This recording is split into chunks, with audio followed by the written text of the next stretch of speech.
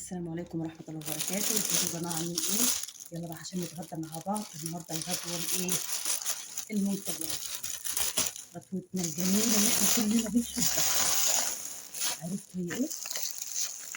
الغدوة التحفة بتاعتنا اللي لا غنى عنها على طول، كل فترة بتهف علينا كده وهاكل كده وناكلها.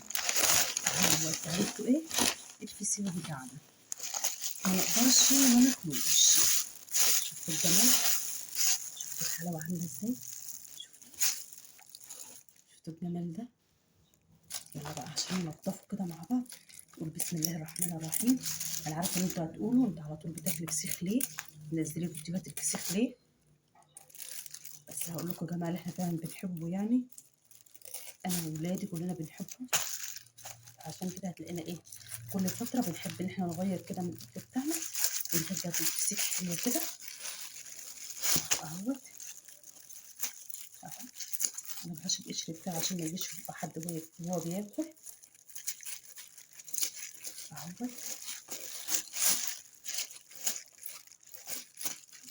اهو نفتح بقى الفسيخه بتاعتنا كده.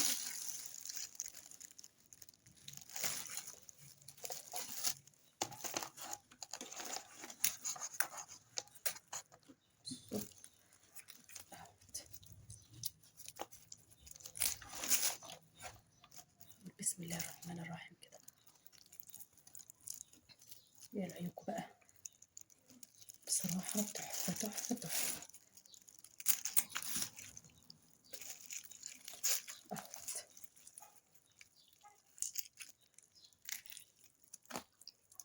اي حاجه بقى في الفسيخه كده بنفس الشكل ده تبقى شكل الفسيخه معايا.